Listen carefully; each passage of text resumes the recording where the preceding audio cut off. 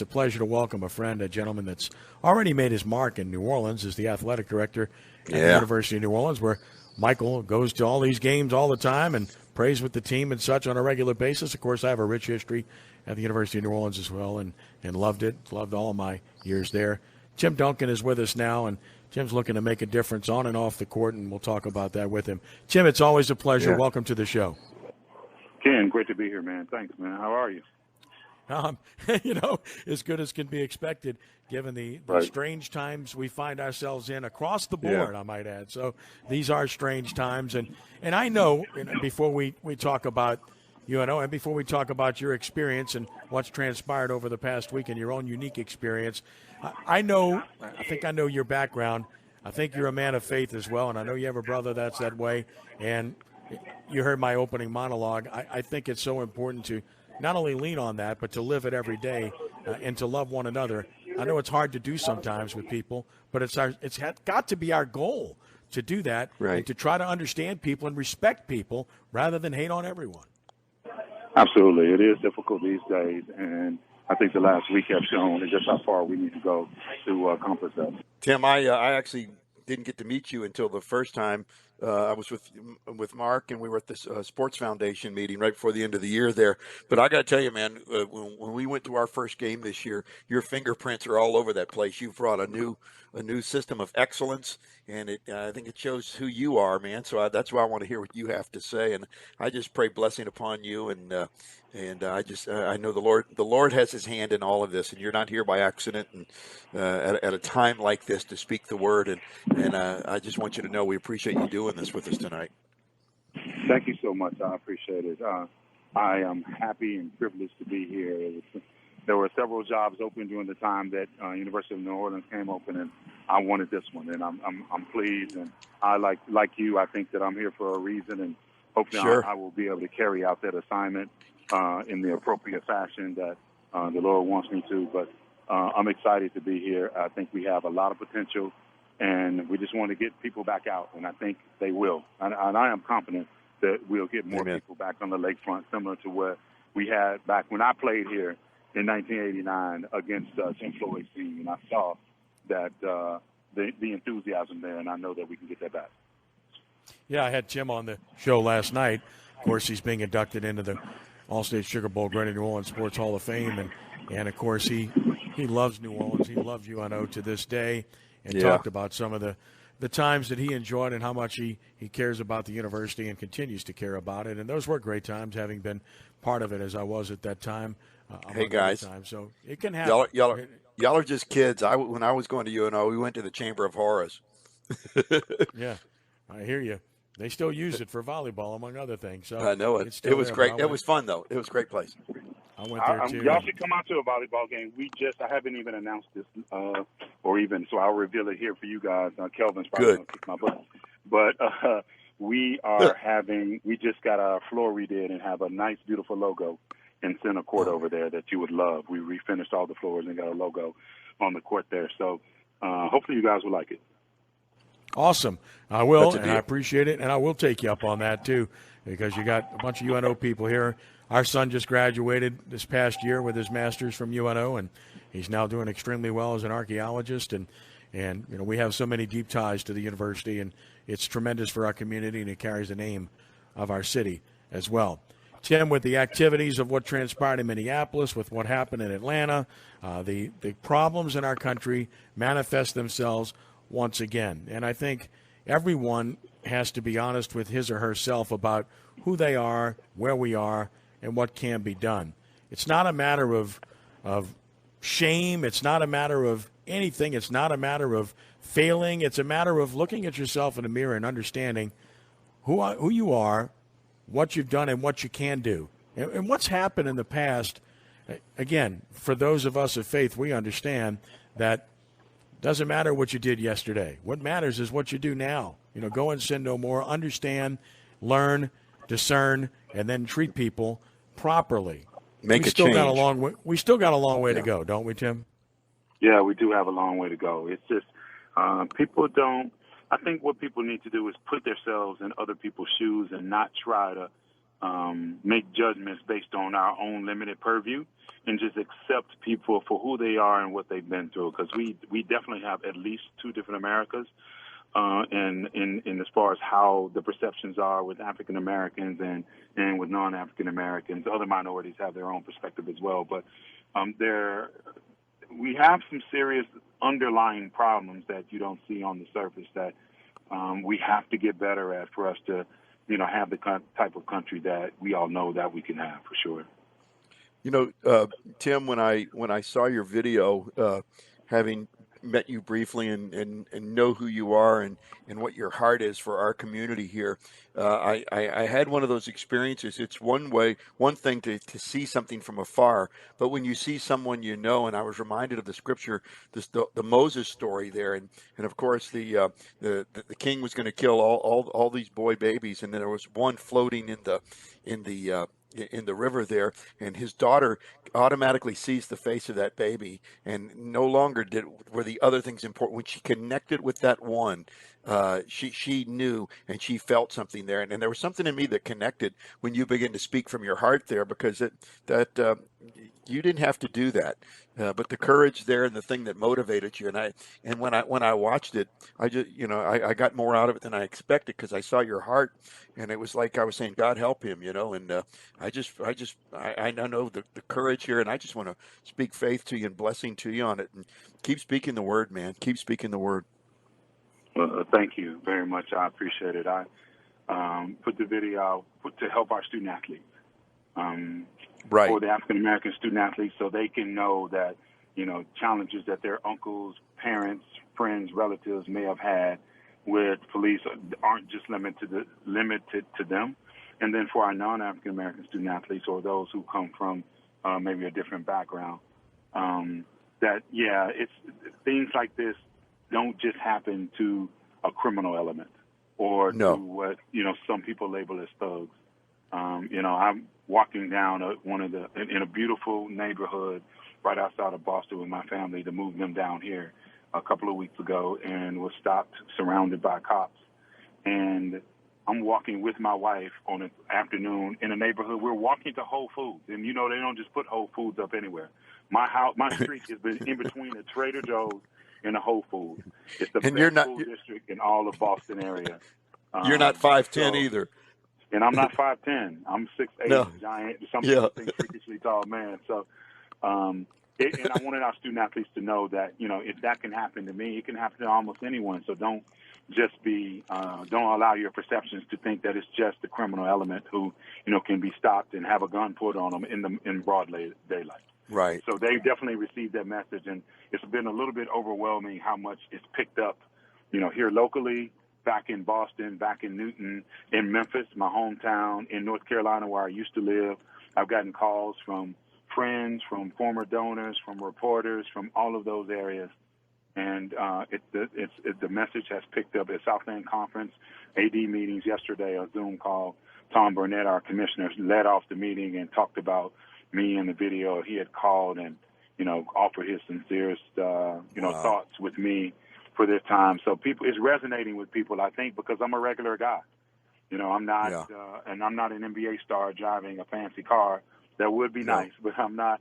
And then I'm not someone on the edges of, the criminal element as well. I'm just a regular guy that has a wife with a lot of kids, it seems like, that has a job to go to work to try to help our student athletes every day. So I think that's why the message resonated, and I'm happy that it is so. And if it could help open people's eyes, then the whole episode was worth it. As a dad, how did you talk to your boys about this week? My wife and I have two sons and a daughter, and as soon as we got home from that incident, we told them that, we were stopped by the cops. They told me to put my hands on her head, and my wife has been consistently saying, you know what, they told your dad to put his hands on his head, and then they told him to go in his pocket and get his wallet, and he said no, and asked the officer closest to him to go in his wallet, and that was really smart. And I told them because, people have gotten shot and killed because they made sudden movements when a gun was on them. I didn't want to make any movement, And that was part of the talk that I had given them before, and part of the talk that my parents had given me. It's almost like, Sure. African-American folklore that you talk about, how to protect your life in these incidences. And it's still not guaranteed, as we've seen, a man who was subdued and had a neck on his throat for 8 minutes and 46 seconds still died after he was subdued. So it doesn't necessarily mean it, but it gives you the best chance to stay alive. And that's what I want for my kids, and that's what I want for, everyone's kids. Visiting with Tim Duncan of the University of New Orleans, and I don't know what words you can use to describe it. I haven't been there, done that, so there's no way I can possibly pretend to understand. But I would imagine humiliating, scary, frustrating. I mean, I'm just trying to put myself in those shoes and try to understand it and why. So they're looking for a suspect that is described as being African-American and tall. So they stop you and pull a gun on you, right? Right. And you know what? I had a little bit of those emotions, but not much, man, because, that happens in our community. And I've heard countless of stories from my friends and family. And so what I was most disappointed is that it didn't piss me off immediately. I normalized that situation that shouldn't be normal for anyone. And even when George Floyd was killed, I was pissed off at that situation, but still didn't relate it back to my own until one of my friends said, Tim, that could have been you. And that's when I was like, well, damn, it could have been me.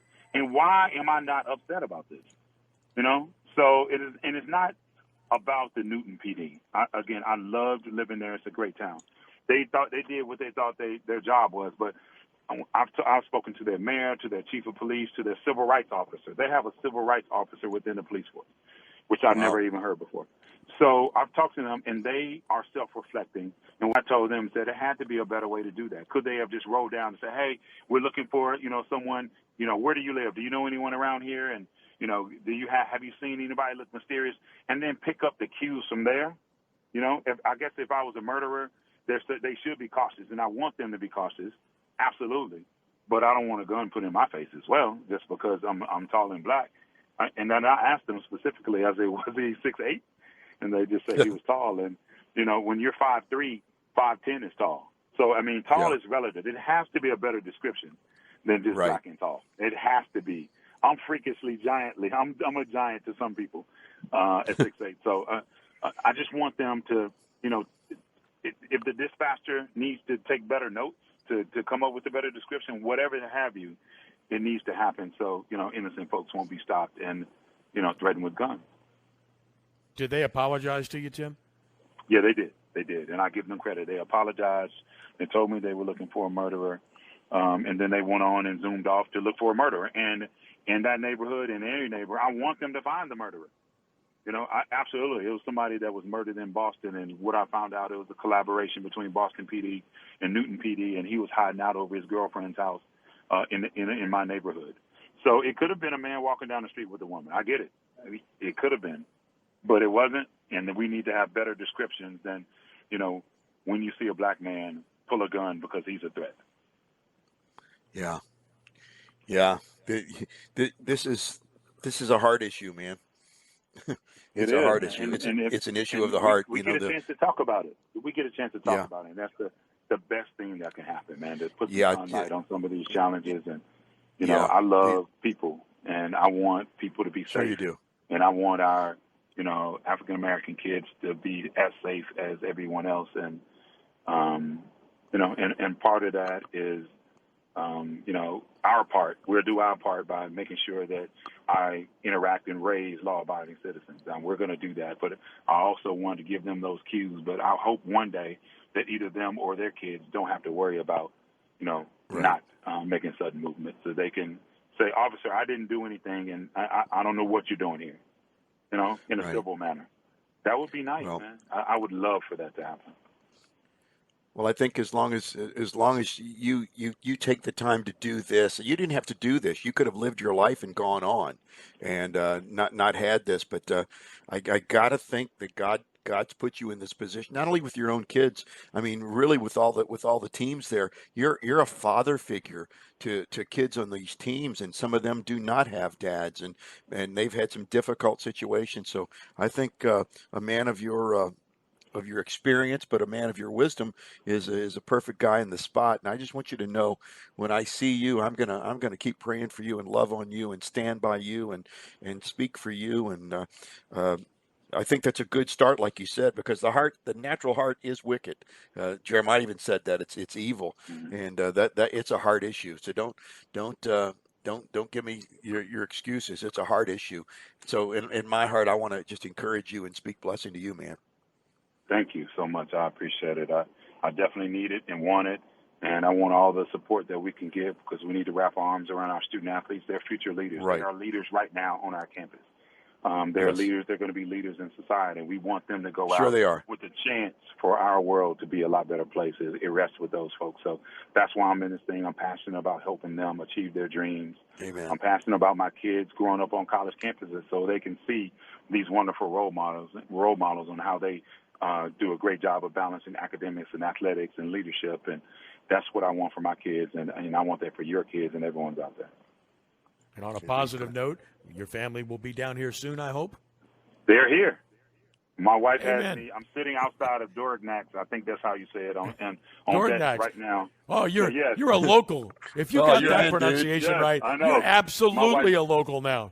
Right. I thought I was going to come home. I thought I was going to get off work and be able to sit on the couch and watch TV, and my wife said, no, we're going to Dorignac. So I'm here. Luckily, you guys called, because I was inside walking down every aisle looking at every piece of grocery in there. We like saved many you. of us have done, and you guys saved you. Thank you so much. Let's stay on the phone another hour, man. Come on. Yeah, we saved you, dude.